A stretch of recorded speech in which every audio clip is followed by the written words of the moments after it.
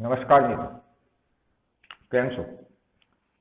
ચાલો મિત્રો, આજે આપણે પ્રકરણ 4 નો અભ્યાસ કરીશું. ધોરણ 8 પ્રકરણ 4 પ્રાયોગિક ભૂમિતિ. મિત્રો, આપણે આજે પ્રાયોગિક ભૂમિતિની અંદર ચતુષ્કોણની રચના કઈ રીતે કરી શકાય તેનો ખ્યાલ મેળવીશું. મિત્રો, પ્રેક્ટિકલ પરિકરની, માપપટ્ટીની અને કોણ માપકની મદદથી આપણે પ્રાયોગિક ભૂમિતિની અંદર ચતુષ્કોણની રચના કઈ રીતે કરી શકાય તે હું આજે તમને સમજાવવાનો છું. તો જો તમે ધ્યાનપૂર્વક આ વિડીયો જોઈ અને જાતે દોરવા પ્રયત્ન કરશો તો તમે ચોક્કસ ચતુષ્કોણની રચના કરી શકશો. અને હા મિત્રો, તમે હજુ સુધી મારી ચેનલ કિરણ માકાશના સબસ્ક્રાઇબ ન કરી હોય તો અવશ્ય સબસ્ક્રાઇબ કરો, જેથી તમને મારા આગામી વિડીયોનું નોટિફિકેશન સરળતાથી મળતું રહે. મિત્રો, તમે ધોરણ 7 ની અંદર ત્રિકોણની રચના કરતા શીખી ગયા છો. હવે મિત્રો, ત્રિકોણની રચના કરતા શીખ્યા હતા ત્યારે આપણે શીખી ગયા હતા કે ત્રિકોણને 3 બાજુ અને 3 ખૂણા હોય, 3 બાજુ અને 3 ખૂણા આવેલા હોય છે. ત્યારે તેના ખૂણા, તેની બાજુ, તેના નામ લખતા આપણે શીખી ગયા હતા. તે જ રીતે ધોરણ 8 ની અંદર પ્રકરણ 3 ની અંદર ચતુષ્કોણ વિશે પણ આપણે અભ્યાસ કરી ચૂક્યા છીએ, પરંતુ ચાલો તેના વિશે થોડું પુનરાવર્તન કરી લઈએ. મિત્રો, અહીં મેં એક ચતુષ્કોણ ABCD દોરેલો છે. હવે ત્રિકોણની જેમ જ ચતુષ્કોણને બાજુ અને ખૂણા આવેલા હોય છે, ચતુષ્કોણને વિકર્ણ પણ આવેલા હોય છે. તો ચતુષ્કોણ એ 4 બાજુથી બનતી બંધ આકૃતિ છે. 4 બાજુ એટલે કે 4 રેખાખંડ. બાજુ કોને કહેવાય મિત્રો? ચતુષ્કોણની બાજુ. આપણે આ શબ્દ પણ સમજવો જરૂરી છે કે ચતુષ્કોણની બાજુ એટલે શું? તો ચતુષ્કોણ જે રેખાખંડથી બનેલો હોય તે રેખાખંડને ચતુષ્કોણની બાજુ કહેવાય. અહીં ચતુષ્કોણ એ 4 રેખાખંડથી બને છે, માટે ચતુષ્કોણને 4 બાજુ હોય. ચતુષ્કોણ 4 રેખાખંડથી બનેલી બંધ આકૃતિ છે. તમે આકૃતિની અંદર જોઈ શકો છો કે રેખાખંડ AB, બીજો રેખાખંડ છે રેખાખંડ BC, ત્રીજો રેખાખંડ CD અને ચોથો રેખાખંડ DA. તો આ 4 રેખાખંડને ચતુષ્કોણની બાજુ કહેવામાં આવે છે. તો ચાલો આપણે તેના નામ લખી દઈએ.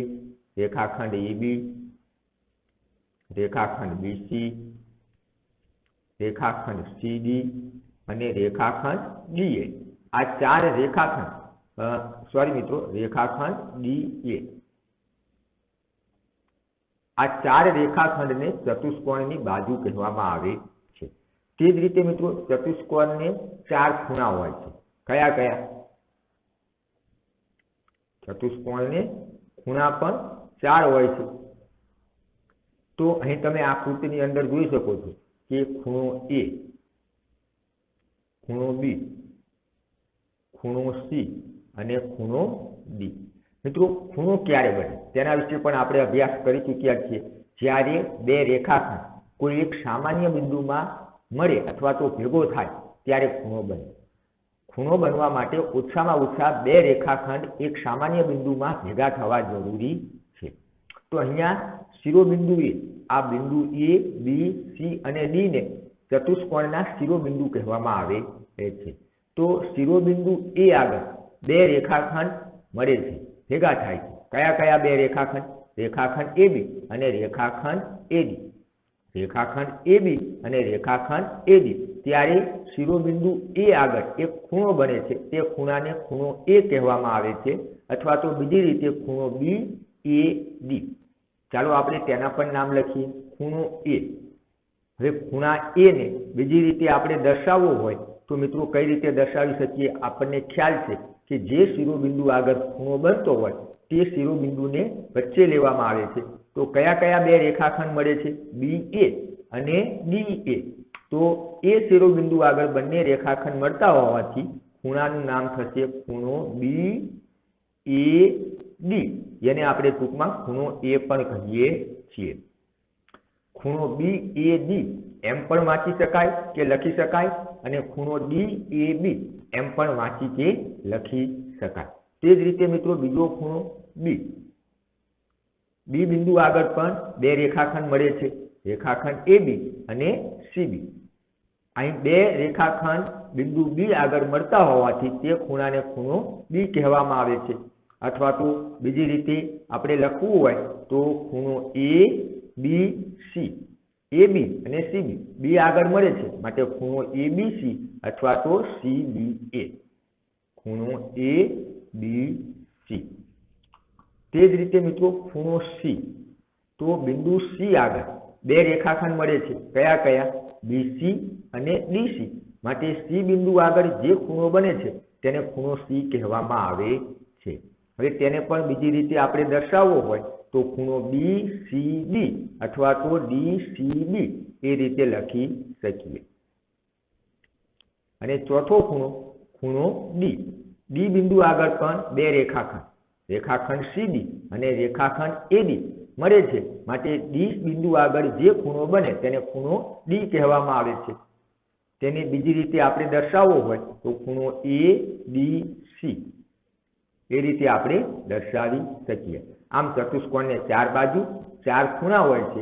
આ સિવાય મિત્રો ચતુષ્કોણને બે વિકર્ણ પણ હોય છે. વિકર્ણ કોને કહેવાય? તો મિત્રો તેના માટે આપણને સામસામેની બાજુ, પાસપાસેની બાજુ, સામસામેના ખૂણા, પાસપાસેના ખૂણા, સામસામેના શિરોબિંદુ, પાસપાસેના શિરોબિંદુ તેનો ખ્યાલ હોવો જોઈએ. ચાલો સૌથી પ્રથમ શિરોબિંદુ સમજીએ. બિંદુ A, બિંદુ A. આ બિંદુ A ની પાસપાસેના શિરોબિંદુ કયા? તો બિંદુ A ની પાસે કયા બે બિંદુ આવેલા છે? બિંદુ B અને બિંદુ D. તો આ બંને બિંદુને બિંદુ A ના પાસપાસેના શિરોબિંદુ કહેવાય. અને બિંદુ A એટલે કે શિરોબિંદુ A ની સામે કયું બિંદુ આવેલું છે? શિરોબિંદુ C. તો શિરોબિંદુ A નું સામેનું શિરોબિંદુ C કહેવાય. તે જ રીતે શિરોબિંદુ B, શિરોબિંદુ B ની પાસે કયા શિરોબિંદુ આવેલા છે? તો A અને C. અને સામે તો B ની સામે શિરોબિંદુ D. આ રીતે તમે પાસપાસેના અને સામસામેના શિરોબિંદુ વિશે પણ શીખી ગયા છો. તે જ રીતે મિત્રો પાસપાસેની બાજુ, તો કોઈ પણ બાજુ લઈએ, બાજુ DC, બાજુ DC. તો તેની પાસે કઈ કઈ બાજુ આવેલી છે? તો તેની પાસે બે બાજુ આવેલી છે, બાજુ AD અને બાજુ BC. આ બંને બાજુને બાજુ DC ની પાસપાસેની બાજુ કહેવાય. હવે મિત્રો તેની સામે, તો તેની સામે બાજુ AB આવેલી છે. મારું તીર અહીંયા ફરે છે તેના પરથી તમને ખ્યાલ આવશે કે DC ની સામે, બરોબર સામે બાજુ AB આવેલી નથી. તો મિત્રો પાસપાસેના ખૂણા પણ બે હોય, પાસપાસેના શિરોબિંદુ પણ બે મળે અને પાસપાસેની બાજુ પણ બે મળે, પરંતુ સામેની બાજુ એક જ હોય, સામેનો ખૂણો એક જ હોય, સામેનો શિરોબિંદુ પણ એક જ હોય. હવે તે જ રીતે આપણે જોઈએ બાજુ BC, બાજુ BC. સૌથી પ્રથમ તમે કહી શકશો કે તેની સામેની બાજુ કઈ છે? તો BC ની સામેની બાજુ એટલે તેની સામેની બાજુએ તીર કરો તો તેની BC ની સામે કઈ બાજુ આવશે? AD. તો રેખાખંડ BC એની સામે રેખાખંડ AD આવેલો છે માટે BC ની સામેની બાજુ રેખાખંડ AD અથવા તો બાજુ AD કહેવાય. તે જ રીતે રેખાખંડ AB તેની સામે કઈ બાજુ છે? કયો રેખાખંડ? તો રેખાખંડ DC. તો તેની સામે રેખાખંડ DC આવેલો છે.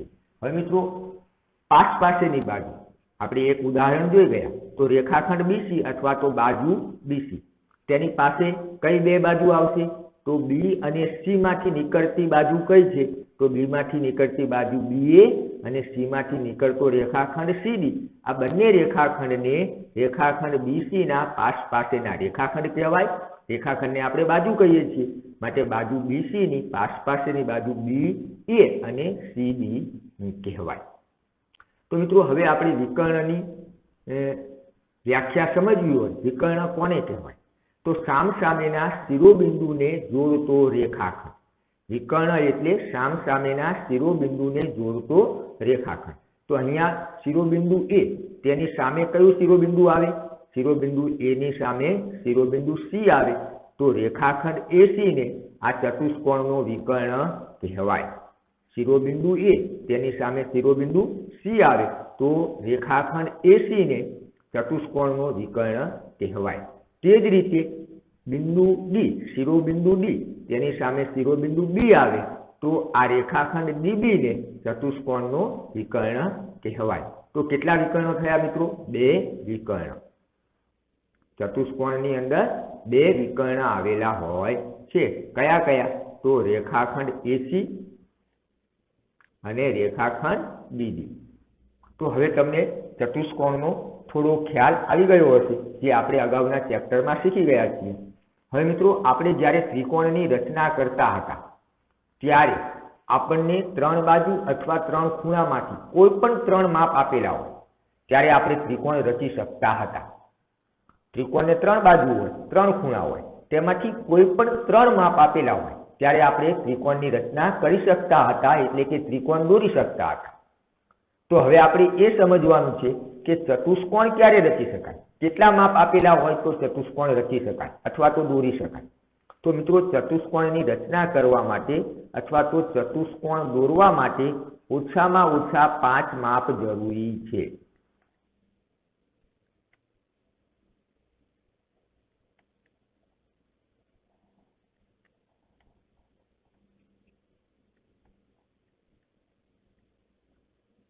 એટલે કે આપણે અગાઉ જોઈ ગયા કે ચતુષ્કોણને 4 બાજુ, 4 ખૂણા અને 2 વિકર્ણ આવેલા હોય છે. આમાંથી કોઈ પણ 5 માપ આપેલા હોય, એટલે કે બાજુના, ખૂણાના અથવા વિકર્ણના, એમ કોઈ પણ 5 માપ આપેલા હોય ત્યારે આપણે વિકર્ણ દોરી શકીએ. ઓછામાં ઓછા 5 માપ, એટલે કે તમને 4 બાજુનું માપ આપેલું હોય અને 1 વિકર્ણનું માપ આપેલું હોય તો આપણે ચતુષ્કોણ દોરી શકીએ. પરંતુ મિત્રો, માત્ર 4 બાજુના માપ આપેલા હોય તો આપણે ચતુષ્કોણ દોરી શકતા નથી, કારણ કે ચતુષ્કોણની રચના કરવા માટે આપણી પાસે ઓછામાં ઓછા 5 માપ હોવા જોઈએ. અહીંયા આપણે કોના માપની વાત કરીએ છીએ? બાજુનું માપ અથવા તો ખૂણાનું માપ અથવા તો વિકર્ણનું માપ. આમાંથી ઓછામાં ઓછા 5 માપ આપણી પાસે હોય ત્યારે જ આપણે ચતુષ્કોણ દોરી શકીએ. તો આ મુદ્દો મિત્રો યાદ રાખવાનો છે કે ચતુષ્કોણની રચના માટે ઓછામાં ઓછા 5 માપ હોવા જરૂરી છે. હવે કયા કયા માપ આપેલા હોય ત્યારે ત્રિકોણ દોરી શકીએ તે પણ મિત્રો તમારે યાદ રાખવાનું છે. અહીંયા મેં કેટલાક મુદ્દા લખેલા છે, તે મુદ્દા તમારે યાદ રાખવાના છે કે ક્યારે ક્યારે આપણે ચતુષ્કોણની રચના કરી શકીએ અથવા દોરી શકીએ. તો અહીંયા 5 મુદ્દા મેં લખેલા છે.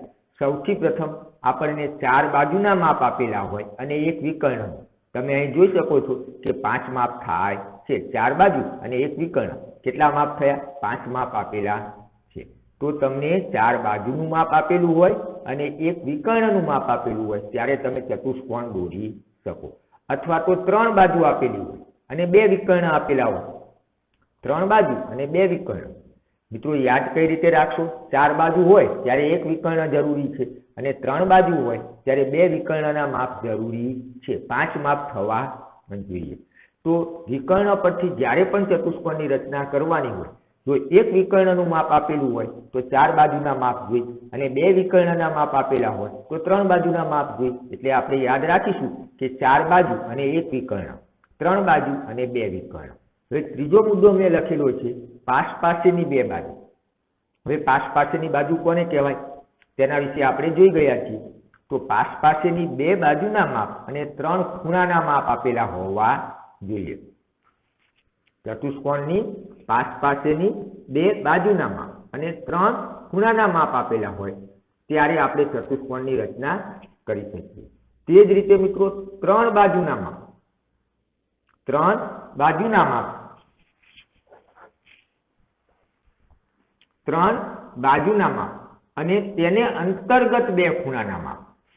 હવે તેને અંતર્ગત એટલે શું? તો મિત્રો ચતુષ્કોણને 4 બાજુ છે. હું અહીંયા 1, 2 અને આ 3 બાજુ દોરી.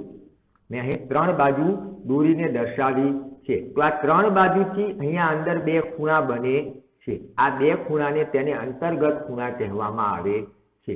તો જ્યારે પણ 3 બાજુ આપેલી હોય ત્યારે 3 બાજુથી જે 2 ખૂણા બને તે 2 ખૂણાના માપ આપેલા હોય તો જ આપણે ચતુષ્કોણ રચી શકીએ. અને કેટલાક ખાસ ગુણધર્મો. હવે ચતુષ્કોણના ગુણધર્મો આપણે પ્રકરણ 3 ની અંદર જોઈ ગયા છીએ. જેમ કે સમબાજુ ચતુષ્કોણ હોય તો તેની 4 બાજુના માપ સરખા હોય. ચોરસ હોય મિત્રો તો તેની ચારે બાજુના માપ સરખા હોય અને ચારે ખૂણાના માપ સરખા હોય. તો ચોરસની રચના કરવી હોય મિત્રો તો માત્ર એક જ બાજુનું માપ આપેલું હોય તો પણ આપણે ચોરસ રચી શકીએ. કેમ? કારણ કે જો ચોરસની એક બાજુનું માપ આપેલું હોય તો બાકીની બધી જ બાજુના માપનો આપણને ખ્યાલ આવી જશે, એટલે ચારે ચારું બાજુના માપ આપણે જાણી શકીશું. તે જ રીતે બધા ખૂણા, ચોરસના બધા જ ખૂણાનું માપ 90 અંશ હોય, ચોરસના ખૂણા કાટખૂણા હોય, તો આ રીતે આપણને 5 માપ મળી જાય છે. માટે ચોરસની રચના માટે માત્ર એક બાજુનું માપ પૂરતું છે, એટલે કે ઓછામાં ઓછી એક બાજુનું માપ હોય તો પણ આપણે ચોરસ દોરી શકીએ. આ વિશિષ્ટ ગુણધર્મ છે. તે જ રીતે લંબચોરસ, આપણને મિત્રો લંબચોરસનો પણ ખ્યાલ છે કે તેની સામસામેની બાજુના માપ સરખા હોય અને બધા જ ખૂણા કાટખૂણા હોય. તો માત્ર બે બાજુના માપ આપેલા હોય, લંબચોરસની રચના કરવી હોય તો માત્ર બે બાજુના માપ આપેલા હોય તો પણ આપણે લંબચોરસની રચના કરી શકીએ. આ બધા ચતુષ્કોણના વિશિષ્ટ ગુણધર્મો છે. જ્યાં જ્યાં આ પ્રકરણની અંદર આપણે ઉદાહરણ સ્વરૂપે લઈશું અને વિશિષ્ટ ગુણધર્મ આવશે ત્યાં હું તમારું ધ્યાન દોરીશ, પરંતુ ચતુષ્કોણના વિશિષ્ટ ગુણધર્મો સમજવા માટે તમારે પ્રકરણ 3 સમજવું જરૂરી છે. હવે મિત્રો આપણે આ ભાગની અંદર પાઠ્યપુસ્તકની અંદર આપેલા 5 ઉદાહરણની મદદથી ચતુષ્કોણની રચના કઈ રીતે થાય તે સૌથી પ્રથમ સમજવાના છીએ. ત્યારબાદ અન્ય ભાગની અંદર વધારે દાખલાનો અને સ્વાધ્યાયનો મહાવરો કરીશું. ચાલો સૌથી પ્રથમ આપણે જ્યારે 4 બાજુ અને એક વિકર્ણની લંબાઈ આપી હોય ત્યારે ચતુષ્કોણની રચના કઈ રીતે કરી શકાય તે સમજીએ. 4 બાજુનું માપ આપેલું હોય અને એક વિકર્ણ. સૌથી પ્રથમ મુદ્દો હતો મિત્રો ચતુષ્કોણ ક્યારે રચી શકાય. તેમાં સૌથી પ્રથમ મુદ્દો હતો કે 4 બાજુને એક વિકર્ણ, 3 બાજુને 2 વિકર્ણ, ત્યારબાદ હતી 2 બાજુ અને 3 ખૂણા, 2 બાજુ અને 3 ખૂણા, 3 બાજુ અને 2 ખૂણા અને કેટલાક વિશિષ્ટ ગુણધર્મો. તેમાંથી સૌથી પ્રથમ મુદ્દો હતો 4 બાજુ અને એક વિકર્ણની લંબાઈ આપી હોય ત્યારે ચતુષ્કોણની રચના કરતા આપણે સમજીએ. અહીં પાઠ્યપુસ્તકની અંદર એક ઉદાહરણ આપેલું છે કે ચતુષ્કોણ PQRS રચો, જ્યાં PQ બરાબર 4 સેમી, QR બરાબર 6 સેન્ટીમીટર, PS બરાબર 5.5 સેન્ટીમીટર અને PR બરાબર 7 સેન્ટીમીટર. હવે મિત્રો આ માપ આપેલા છે તેના પરથી આપણને શું શું આપેલું છે અને આપણે કઈ રીતે ચતુષ્કોણ દોરવાનું છે તેની સમજ મેળવવા માટે આપણે સૌથી પ્રથમ કાચી આકૃતિ દોરીએ તો આપણને ખ્યાલ આવી જાય કે આપણે આ ચતુષ્કોણ કઈ રીતે દોરવાનો છે અને આપણને કઈ કઈ વસ્તુના માપ આપેલા છે. બાજુનું માપ આપેલું છે, વિકર્ણનું માપ આપેલું છે, ખૂણાના માપ આપેલા છે, કઈ બાજુનું માપ આપેલું છે, કયા વિકર્ણનું માપ આપેલું છે, કયા ખૂણાનું માપ આપેલું છે અને તેના પરથી આપણે ચતુષ્કોણ કઈ રીતે દોરી શકીએ તે સમજવા માટે કાચી આકૃતિ દોરવી જરૂરી છે. અને પરીક્ષાની અંદર પણ મિત્રો સૌથી પ્રથમ તમે રચના દોરો, ચતુષ્કોણ દોરો ત્યારે સૌથી પ્રથમ કાચી આકૃતિ દોરવાની છે. અહીંયા હું કાચી આકૃતિ દોરું છું. તે કાચી આકૃતિમાં મિત્રો કોઈ પણ માપ લેવાની જરૂર નથી. કાચી આકૃતિ દોરવા માટે આપણે અંદાજિત માપની જરૂરિયાત નથી. અહીંયા મેં એક ચતુષ્કોણ દોરી દીધો છે. હવે હું તેને નામ આપીશ PQRS. મિત્રો આ શિરોબિંદુ ક્રમશઃ લેવાના છે. અહીંયા આપણે P લખીએ તો સામે Q લખવાનો નથી. P ત્યારબાદ Q, તો અહીંયા પણ Q લખી શકો, અહીંયા પણ લખી શકો, પણ અહીંયા હું લખીશ PQRS, ચતુષ્કોણ PQRS. ચતુષ્કોણનું નામકરણ કઈ રીતે થાય તે અગાઉના પ્રકરણની અંદર જોઈ ગયા છીએ. ઘડિયાળની દિશામાં અને ઘડિયાળની વિરુદ્ધ દિશામાં. તો PQRS. હવે આપણને માપ આપેલું છે તે લખી દઈશું. PQ બરાબર 4, તો આ PQ રેખાખંડ તેનું માપ 4 સેન્ટીમીટર. QR બરાબર 6, તો QR બરાબર 6 સેન્ટીમીટર. ત્યારબાદ PS, તો મિત્રો આ PS નું માપ આપેલું છે 5.5 સેન્ટીમીટર. અને PR બરાબર 7 સેન્ટીમીટર. PR બરાબર 7 સેન્ટીમીટર. ચતુષ્કોણ PQRS રચવાનો છે જેમાં PQ બરાબર 4 સેન્ટીમીટર, QR બરાબર 6 સેન્ટીમીટર, RS નું માપ પણ અહીંયા આપેલું છે જે મારેથી અહીંયા લખવાનું રહી ગયું છે. RS બરાબર 5 સેન્ટીમીટર.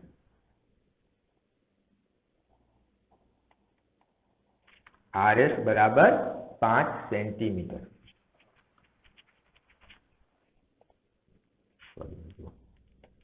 PQ बराबर 4 सेंटीमीटर, QR बराबर 6 सेंटीमीटर, PS बराबर 5.5 सेंटीमीटर, PS बराबर 5.5 सेंटीमीटर અને RS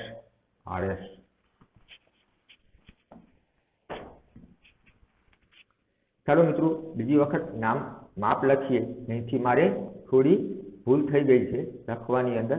સૌથી પ્રથમ આપણે જોઈએ PQ બરાબર 4, તો PQ બરાબર 4 સેન્ટીમીટર। ત્યારબાદ QR, તો આ QR નું માપ 6 સેન્ટીમીટર।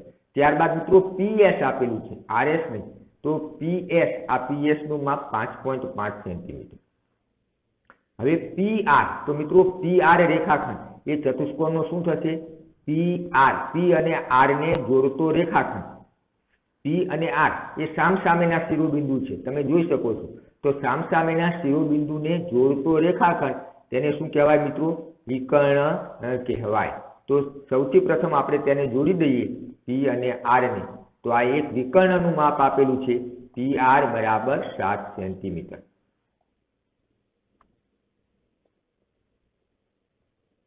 અને ત્યારબાદ RS, આ RS નું માપ આપેલું છે 5 સેન્ટીમીટર। મિત્રો તમારે ધ્યાનપૂર્વક તમને આપેલા માપ દર્શાવવાના છે। હવે આપણને અહીં ખ્યાલ આવશે કે આ ચતુષ્કોણની રચના કઈ રીતે થાય।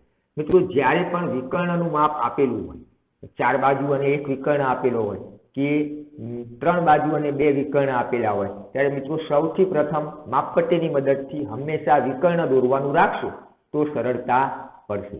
સૌથી પ્રથમ આપણે માપપટ્ટીની મદદથી કોઈ પણ એક વિકર્ણ દોરી દઈશું તો આપણે સરળતાથી ચતુષ્કોણ રચી શકીશું। તો આપણે અહીંયા આ ચતુષ્કોણ કઈ રીતે રચી શકાય તેના મુદ્દા પણ લખતા જઈશું। તો મિત્રો અહીંયા આ વસ્તુ ખાસ ધ્યાન રાખો કે જ્યારે પણ બાજુનું માપ અને વિકર્ણનું માપ આપેલું હોય ત્યારે આપણે સૌથી પ્રથમ એક વિકર્ણ જેનું માપ તમને આપેલું છે તે સૌથી પ્રથમ દોરીશું। જો 2 વિકર્ણના માપ આપેલા હોય તો સૌથી પ્રથમ કોઈ પણ એક વિકર્ણ આપણે માપપટ્ટીની મદદથી દોરીશું, ત્યારબાદ આપણે પરિકરનો ઉપયોગ કરીશું। તો અહીંયા આપણને એક જ વિકર્ણનું માપ આપેલું છે, માટે આપણે સૌથી પ્રથમ માપપટ્ટીની મદદથી વિકર્ણ PR ની રચના કરીશું। તો અહીંયા આપણે રચનાના મુદ્દા પણ લખીશું।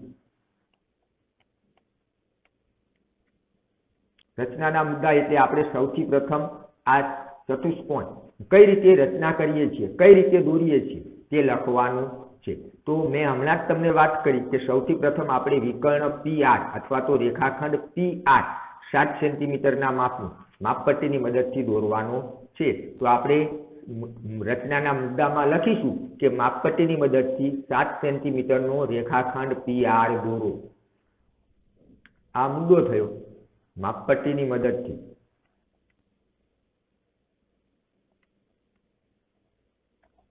7 સેન્ટીમીટરનો। મિત્રો તમારે તમારી ભાષામાં જ આ મુદ્દા લખવાના છે। 7 સેન્ટીમીટરનો રેખાખંડ PR દોરો। PR એ વિકર્ણ છે, માટે આપણે સૌથી પ્રથમ વિકર્ણ દોરીશું। PR 7 સેન્ટીમીટર કોની મદદથી દોરીશું? માપપટ્ટીની મદદથી। ચાલો આપણે સાથે સાથે દોરીએ પણ ખરા। તો ચાલો સૌથી પ્રથમ આપણે મુદ્દા સમજી લઈએ અને ત્યારબાદ દોરતા જઈશું। હવે સૌથી પ્રથમ આપણે આ વિકર્ણ PR દોરીશું। ત્યારબાદ મિત્રો આપણે આ વિકર્ણ PR દોરી લઈએ, ત્યારબાદ P ને કેન્દ્ર ગણીશું અને પરિકરની અંદર 5.5 સેન્ટીમીટરનું માપ લઈ એક ચાપ મારીશું। P ને કેન્દ્ર ગણી 5.5 સેન્ટીમીટરનું માપ લઈ એક ચાપ મારીશું। ત્યારબાદ R ને કેન્દ્ર ગણી 5 સેન્ટીમીટરનું માપ લઈ એક ચાપ મારીશું। આ બંને ચાપ જ્યાં છેદે તેને S નામ આપીશું। મિત્રો હું પ્રેક્ટિકલી પણ તમને સમજાવું છું, પરંતુ સૌથી પ્રથમ મુદ્દા સમજી લઈએ જેથી તમને ખ્યાલ આવે। તો સૌથી પ્રથમ આપણે વિકર્ણ દોરીશું, ત્યારબાદ P ને કેન્દ્ર ગણી મિત્રો તમે 4 સેન્ટીમીટર માપ લઈ અહીંયા પણ ચાપ મારી શકો અને ત્યારબાદ R ને કેન્દ્ર ગણી 6 સેન્ટીમીટરની ચાપ પણ મારી શકો। સૌથી પ્રથમ જો તમને વિકર્ણ દોરતા આવડશે, ખ્યાલ આવશે વિકર્ણ દોરી અને ચાપ કઈ બાજુ મારવાની છે એના માટે જ આપણે કાચી આકૃતિ દોરીએ છીએ। હવે આપણે શું કરીશું? આ P ને કેન્દ્ર ગણીશું એટલે કે કેન્દ્ર ગણીએ તો પરિકરનો જે અણીવાળો ભાગ છે તે P પર રાખીશું. તો P ને કેન્દ્ર ગણી 5.5 સેન્ટીમીટરની ચાપ મારીશું. તો રચનાના મુદ્દામાં લખીશું કે P ને કેન્દ્ર ગણી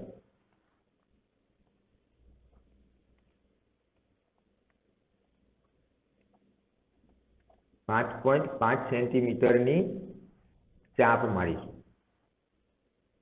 ચાપ દોરો અથવા તો ચાપ મારો. ત્યારબાદ મિત્રો હવે કોને કેન્દ્ર ગણીશું? R ને. R ને કેન્દ્ર ગણી 5 સેન્ટીમીટરની ચાપ મારીશું, ચાપ દોરીશું.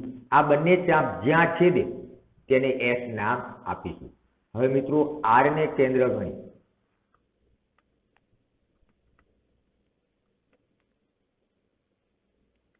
5 સેન્ટીમીટરની ચાપ દોરો. ચાપ જ્યાં છેદે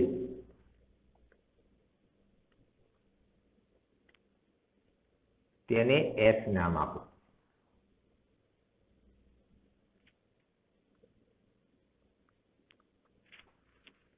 S નામ આપો. ત્યારબાદ મિત્રો હવે શું કરીશું? P અને S ને માપપટ્ટીની મદદથી જોડીશું. R અને S ને માપપટ્ટીની મદદથી દોરીશું. તો લખી દઈએ કે માપપટ્ટીની મદદથી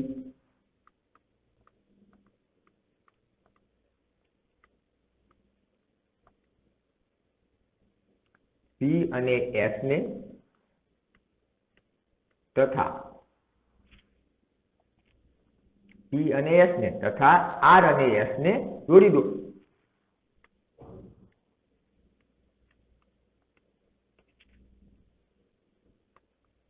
એક ત્રિકોણ તૈયાર થઈ જશે. હવે આ જ રીતે મિત્રો જેમ ઉપર ત્રિકોણની રચના કરી P ને કેન્દ્ર ગણી, તે જ રીતે P ને કેન્દ્ર ગણી 4 સેન્ટીમીટર માપ લઈ ચાપ મારવાની છે. તો ચાલો લખીએ કે P ને કેન્દ્ર ગણી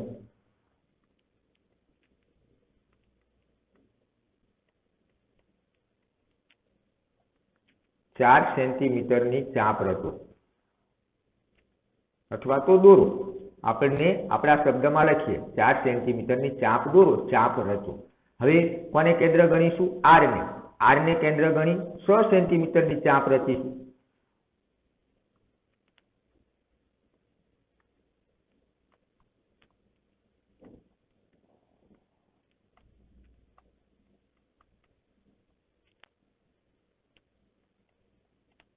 આ બંને ચાપ પણ છેદ છે. ક્યાં છેદ છે મિત્રો? Q બિંદુ આગળ. માટે આપણે લખીશું કે બંને ચાપ જ્યાં છેદે તેને Q નામ આપો.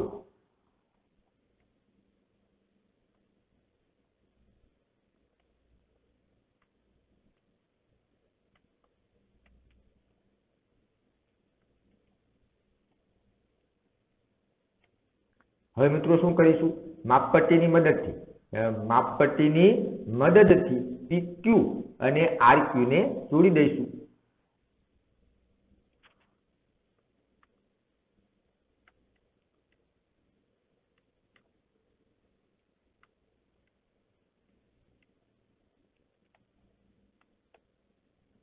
બિંદુ P અને Q અને બિંદુ R અને Q ને જોડી દો એટલે રેખાખંડ બની જશે.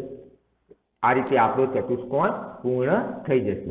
ચાલો હવે જે રીતે મુદ્દા લખ્યા તે જ રીતે સમજતા જઈએ. સૌથી પ્રથમ શું કરવાનું છે મિત્રો? માપપટ્ટીની મદદથી 7 સેન્ટીમીટરનો રેખાખંડ PR જે વિકર્ણ છે તેને આપણે દોરીશું. તો ચાલો માપપટ્ટીની મદદથી 7 સેન્ટીમીટરનો રેખાખંડ PR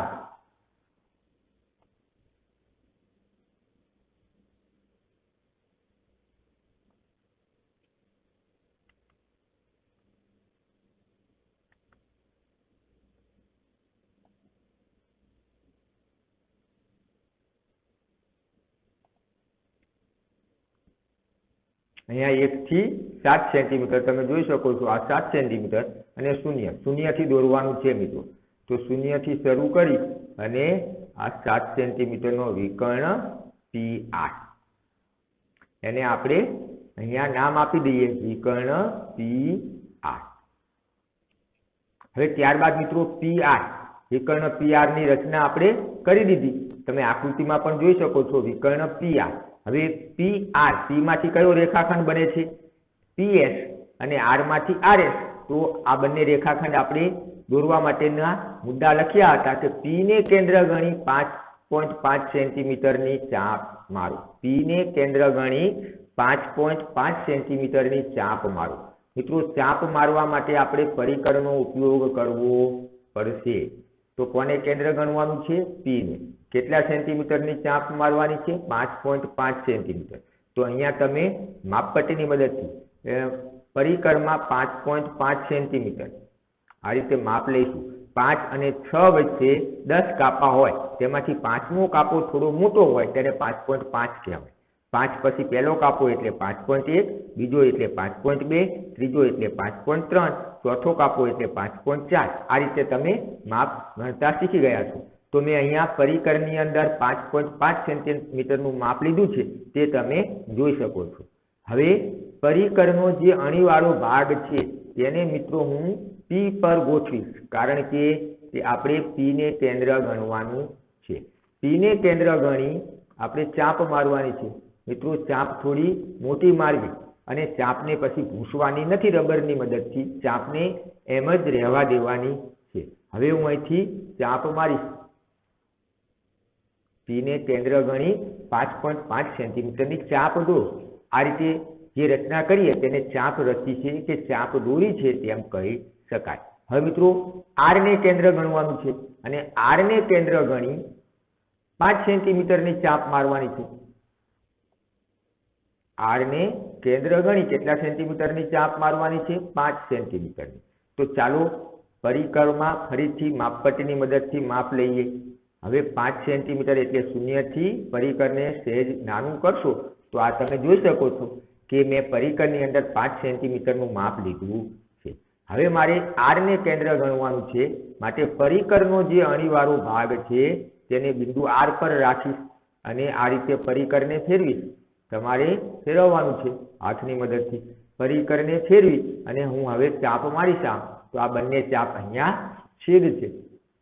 તો જ્યાં ચાપ છેદે છે મિત્રો, ત્યાં આપણે શું નામ આપવાનું કહ્યું હતું? S. મુદ્દામાં લખ્યું હતું કે જ્યાં ચાપ છેદે ત્યાં S નામ આપો. તો અહીંયા બંને ચાપ છેદે છે ત્યાં હું S નામ આપી દઈશ. હવે મિત્રો, તમારે માપપટ્ટીની મદદથી PS અને RS ને જોડી દેવાના છે. PS અને RS ને જોડી દેવાના છે. હું છેલ્લે માપપટ્ટીની મદદથી તે બંને રેખાખંડને જોડી દઈશ.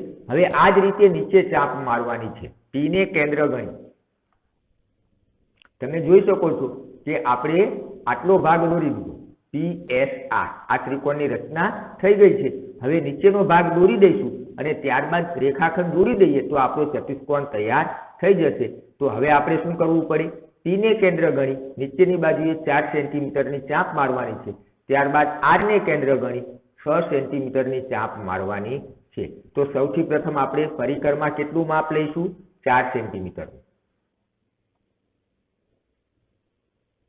હવે હું માપપટ્ટીને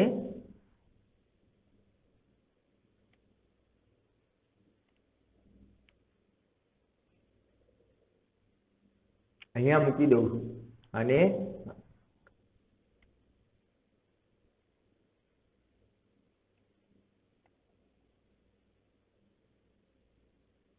ચાર સેન્ટીમીટરનું માપ પરિકરની અંદર આ રીતે માપ લઈશ. અને હવે કોને કેન્દ્ર ગણીશ? P ને. હવે ચાપ ક્યાં મારવાની છે મિત્રો? નીચે મારવાની છે અહીંયા. તો અહીંયા આમ રાખી અને 4 સેન્ટીમીટરની ચાપ હું રચી દઈશ. ત્યારબાદ મિત્રો R ને કેન્દ્ર ગણી કેટલું માપ લેવાનું છે? તો અહીંયા R ને કેન્દ્ર ગણી 6 સેન્ટીમીટરનું માપ લેવાનું છે. માટે મેં મુદ્દામાં લખેલું છે કે R ને કેન્દ્ર ગણી 6 સેન્ટીમીટરની ચાપ રચો. તો પરિકરમાં આપણે કેટલું માપ લઈશું મિત્રો? 6 સેન્ટીમીટરનું. તો હું અહીંયા આણીવાળો ભાગ 0 ઉપર ગોઠવીશ.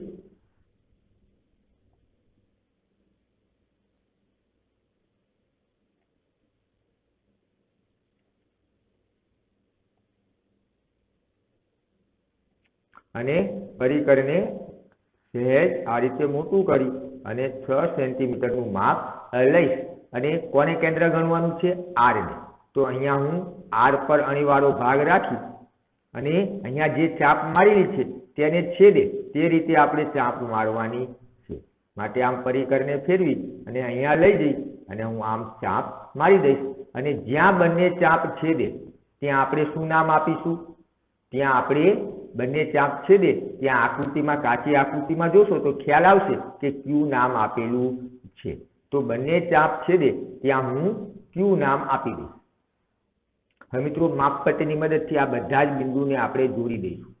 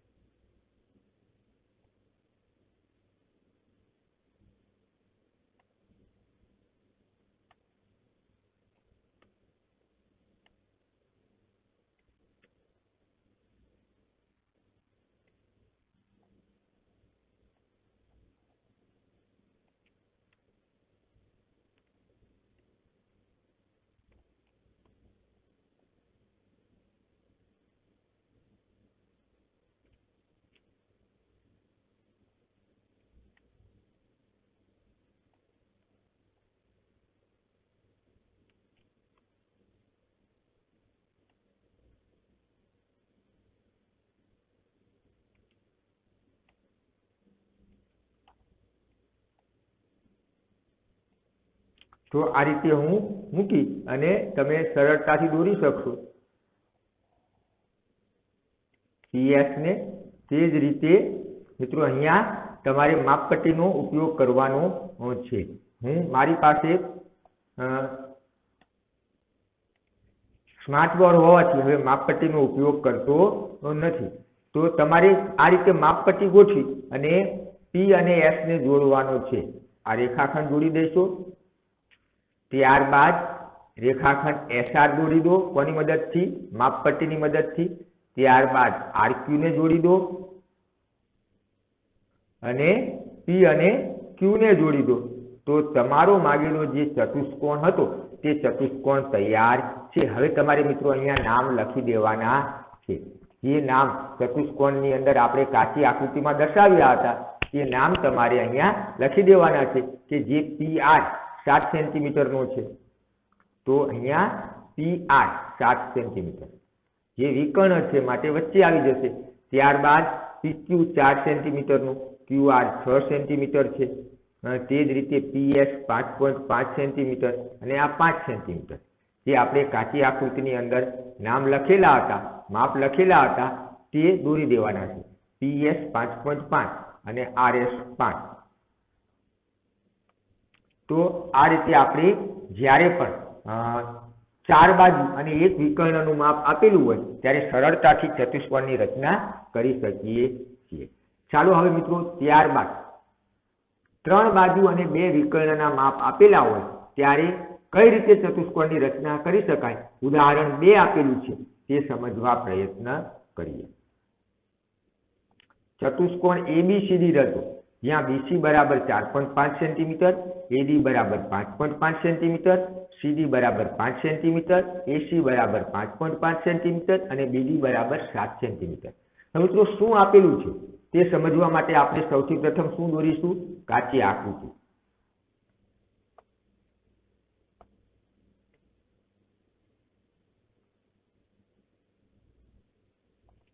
ABCD. તો A, B, C અને D. હવે મિત્રો અહીંયા જે માપ આપેલા છે તે લખતા જઈએ. BC 4.5 તો આ BC 4.5.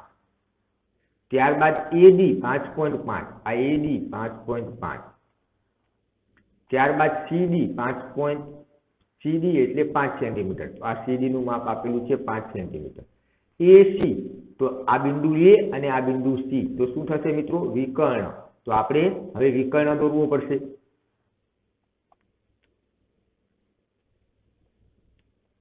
વિકર્ણ AC નું માપ આપેલું છે તો AC બરાબર 5.5.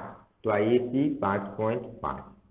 અને ત્યારબાદ BD તો બિંદુ B અને બિંદુ D સામસામેના શિરોબિંદુ છે તો તેને જોડતો રેખાખંડ એટલે બીજો વિકર્ણ થશે.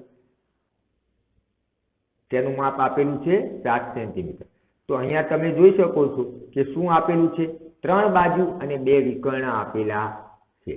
તો મિત્રો સૌથી પ્રથમ આપણે જ્યારે પણ વિકર્ણનું માપ આપેલું હોય ત્યારે અહીંયા 2 વિકર્ણના માપ આપેલા છે. તો સૌથી પ્રથમ આપણે કોઈ પણ એક વિકર્ણ દોરી દઈશું. મિત્રો હવે હું રચનાના મુદ્દા લખતો નથી, માત્ર હું તમને કહેતો જઉં છું જે તમારે નોટબુકની અંદર લખવાના છે. તો મિત્રો અહીંયા સૌથી પ્રથમ એક વિકર્ણ આપણે AC બરાબર 5.5 દોરી દઈશું. AC બરાબર શું દોરીશું? 5.5. તો મુદ્દો એ, રેખાખંડ AC 5.5 સેન્ટીમીટરનો માપપટ્ટીની મદદથી દોરો. આ તમારે નોટની અંદર સાથે લખતો જવાનું છે. સૌથી પ્રથમ આપણે શું દોરીશું? 5.5 સેન્ટીમીટરના માપનો રેખાખંડ AC દોરો, જે વિકર્ણ છે. કોની મદદથી? માપપટ્ટીની મદદથી. તો ચાલો દોરીએ.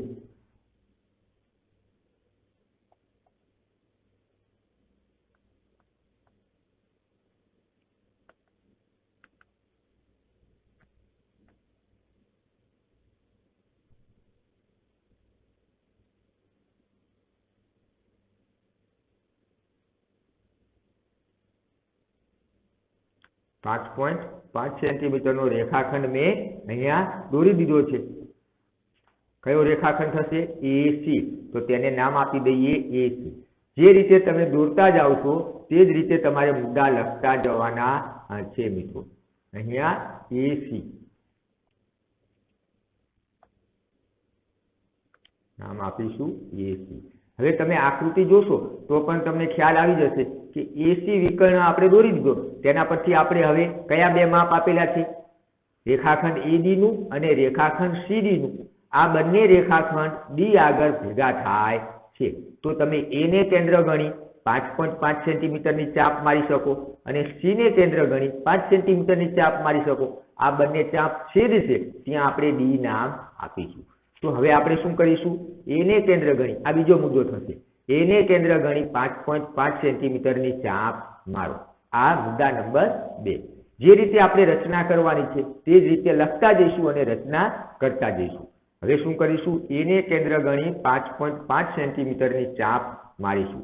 ચાપ મારવા માટે મિત્રો આપણે શેનો ઉપયોગ કરીશું? પરિકરનો.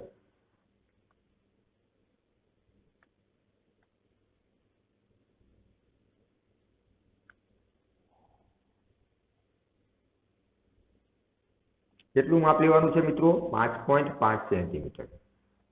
તો આ 5.5 સેન્ટીમીટરનું માપ થયું. હવે આપણે કોને કેન્દ્ર ગણીશું? A ને.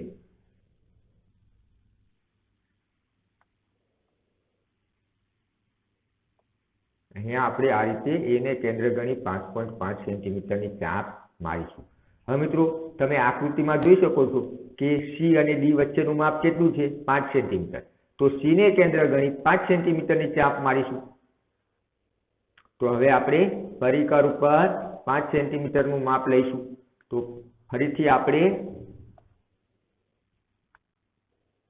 પરિકરને માપપટ્ટી પર ગોઠવીશું અને કેટલું માપ લઈશું? 5 સેન્ટીમીટર. હવે કેન્દ્ર કોને ગણવાનું મિત્રો? C ને. તો પરિકરનો અણીવાળો ભાગ ક્યાં ગોઠવીશું? C પર. અને ફરીથી ઉપર ચાપ મારીશું. આ ચાપ જ્યાં છેદે ત્યાં શું નામ આપીશું મિત્રો? D. તમે જોઈ શકો છો કે આ 5.5 સેન્ટીમીટરનો રેખાખંડ અને આ 5 સેન્ટીમીટરનો રેખાખંડ તે D બિંદુ આગળ મળે છે. તો આ બંને ચાપ જ્યાં છેદે ત્યાં આપણે D નામ આપીશું. તો ચાલો બંને ચાપ જ્યાં છેદે છે ત્યાં D નામ આપી દઈએ. હવે મિત્રો શું કરીશું? તમે આકૃતિ પરથી જોઈ શકો છો કે અહીંયા હવે તમને CB નું માપ આપેલું છે, પરંતુ AB નું માપ આપેલું નથી. કઈ 2 વસ્તુનું માપ આપેલું છે? આ વિકર્ણ BD નું અને વિકર્ણ અને બાજુ CB નું. તો સૌથી પ્રથમ આપણે શું કરી શકીએ? C ને કેન્દ્ર ગણી 4.5 સેન્ટીમીટરની ચાપ મારીશું, કારણ કે તેનું માપ આપેલું છે. જેનું માપ આપેલું હોય તેની આપણે રચના કરવાની છે. તમે તે રચના કરતા જઈશો તો આપોઆપ ચતુષ્કોણની રચના થઈ જશે. C નું માપ આપેલું છે, સોરી C નું નહીં મિત્રો, રેખાખંડ CB નું માપ આપેલું છે 4.5 સેન્ટીમીટર. તો તો આપણે હવે પરિકરમાં 4.5 સેન્ટીમીટરનું માપ લઈશું, સી ને કેન્દ્ર ગણીશું અને પહેલા આપણે જે ચાપ મારી તેનાથી વિરુદ્ધ દિશામાં આપણે ચાપ મારીશું. તો ચાલો 4.5 સેન્ટીમીટરનું માપ લઈએ.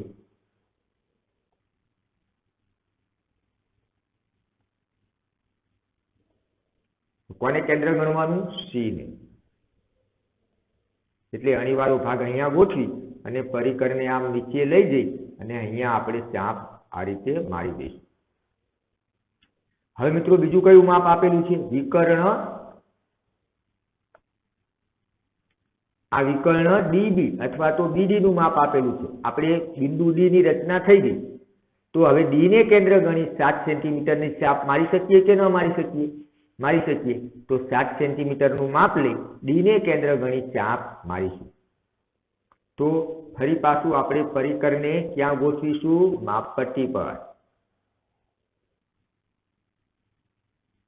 કેટલું માપ લઈશું મિત્રો? 7 સેન્ટીમીટર. આ રીતે 7 સેન્ટીમીટરનું માપ લઈ કોને કેન્દ્ર ગણવાનું છે? ડી ને. તો અણીવાળો ભાગ ક્યાં ગોઠવીશું? ડી પર. ચાલો, મારે અહીંયા બોર્ડ નાનું હોવાથી પ્રથમ હું પરિકરને ફેરવી દઉં છું. આ રીતે અણીવાળો ભાગ ડી પર, કારણ કે આપણે ડી ને કેન્દ્ર ગણવાનું છે. હવે હું આ રીતે પરિકરને ફેરવીશ અને અહીંયા ચાપ મારીશ. તો આ ચાપ આ રીતે અહીંયા છેદશે. તો જ્યાં ચાપ છેદે ત્યાં આપણે શું નામ આપીશું? જોઈ શકો છો તમે 4.5 સેન્ટીમીટરનો રેખાખંડ અને આ 7 સેન્ટીમીટરનો રેખાખંડ ક્યાં મળે છે? બી બિંદુ આગળ. તો આ ચાપ આપણે મારી તે જ્યાં છેદે તેને આપણે બી નામ આપીશું. તો આ બી નામ. હવે મિત્રો માપપટ્ટીની મદદથી આ બધા જ બિંદુ A D, C D, C B અને ઈ બી ને જોડી દઈશું. તમારે માપપટ્ટીનો ઉપયોગ કરવાનો છે મિત્રો. સૌથી પ્રથમ હું આ રેખાખંડને જોડું છું. ત્યારબાદ ડી અને સી ને જોડતો રેખાખંડ સીડી દોરું છું. ત્યારબાદ મિત્રો એ અને બી ને જોડતો રેખાખંડ એ બી દોરીશ. માપપટ્ટીનો ઉપયોગ ખાસ કરવાનો છે મિત્રો. સી અને ડી ને જોડતો રેખાખંડ સીબી દોરીશ અને ડી અને બી ને જોડતો વિકર્ણ પણ હું દોરી દઈશ. તો આ રીતે ચતુષ્કોણ તૈયાર થઈ જશે મિત્રો. તો આ રીતે આપણે અહીંયા રચનાના બે ઉદાહરણનો અભ્યાસ કર્યો.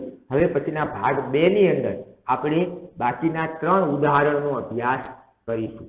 તો મિત્રો તમે આ રચના ધ્યાનપૂર્વક સમજ્યા હશો. હવે પછીના ભાગની અંદર આપણે બાકીના 3 ઉદાહરણ ને ત્યાર પછીના ભાગની અંદર સ્વાધ્યાયનો અભ્યાસ કરીશું.